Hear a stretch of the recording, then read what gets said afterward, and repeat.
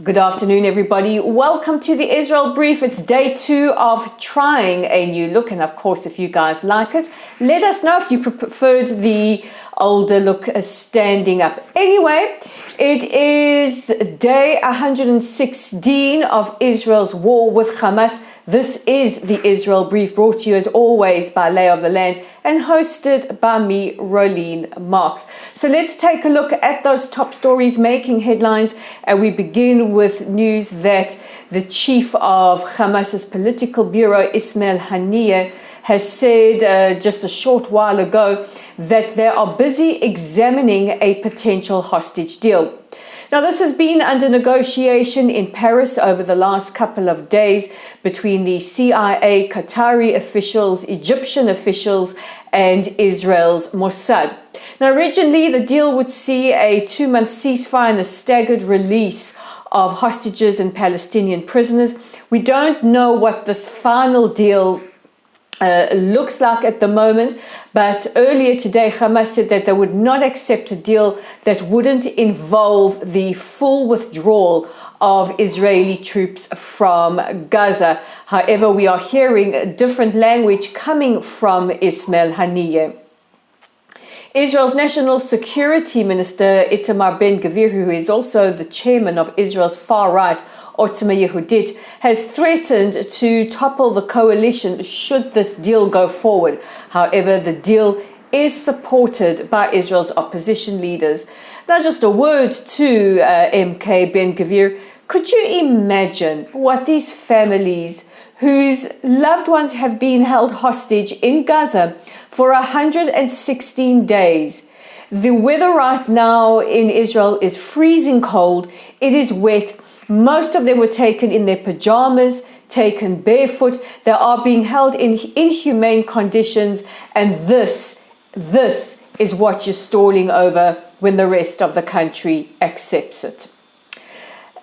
Moving on, before I lose myself in another rant, the United Nations Special Representative on Sexual Violence is in Israel this week. Yesterday, she met with the political director of Israel's Ministry of Foreign Affairs, Eliza Ben-Nun, as well as Israel's First Lady, Mrs. Michal Herzog, who spoke to her about the failure of women's organizations around the world, feminists, and the UN to acknowledge the rapes and murders of Israeli women on the 7th of October.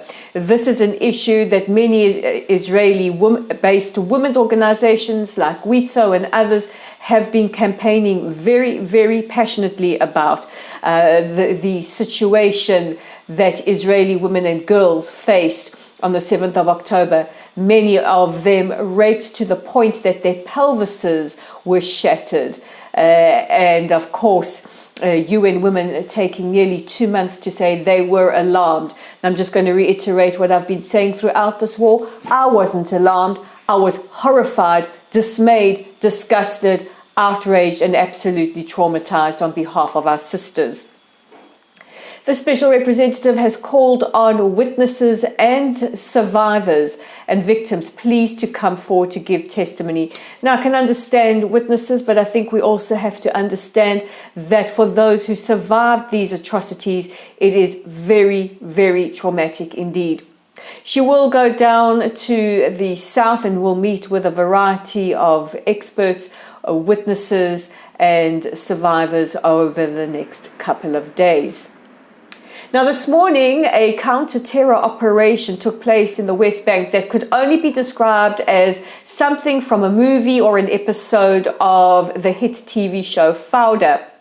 Israeli counter-terror operatives dressed in disguises and carrying guns with silencers entered the Ibn Sina hospital in Jenin, this is in the West Bank, and within 10 minutes had arrested and killed 3 terrorists plotting a copycat attack of the 7th of October atrocities to take place in Israel. So in other words, they thwarted what could have been a massive terror attack in Israel. Unbelievable. And also very good for Israeli morale to see our counter-terror operatives really operating in full force. And all this in under 10 minutes. And finally, New Zealand has joined the cascade of countries, and which also now includes the EU, in freezing their aid to UNRWA. That's the United Nations Relief Works Agency. Yesterday we brought you the story about how UNRWA staff are believed to have been involved in committing the atrocities of the 7th of October. In fact, an op-ed published by the Wall Street Journal says that about 10% of UNRWA staff, that is over 1,200 people, are involved. We know that hundreds of UNRWA staff celebrated, praised the attacks, but many were directly involved, including the kidnapping and murder of Israeli civilians. Absolutely horrific. Later today, Congress will hold a special hearing in the Foreign Affairs Committee about UNRWA, and the evidence will be presented there. It is quite damning. United Nations Secretary General Antonio Guterres has called for an immediate and swift investigation into UNRWA, but has appealed to countries that are freezing their aid, please not to do so. And that brings me to the end of today's edition of the Israel Brief. You can hear how windy it is outside. We, of course, are thinking of our hostages, always a yellow ribbon in solidarity with our hostages. Bring them home now. And just a reminder, don't forget to check out our website at www.layoftheland.online. We have a whole host of very, very interesting material and content up there.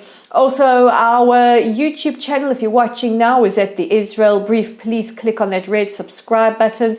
We are on Twitter at layoftheland5 and on Facebook at Lottel Site. Our profile pic looks a lot like that. And with that, I'm Rolene Marks. This has been the Israel Brief. It's freezing cold, so I'm going to go grab myself a cup of tea. And remember, guys, take care of yourselves and each other, and I'll see you again tomorrow.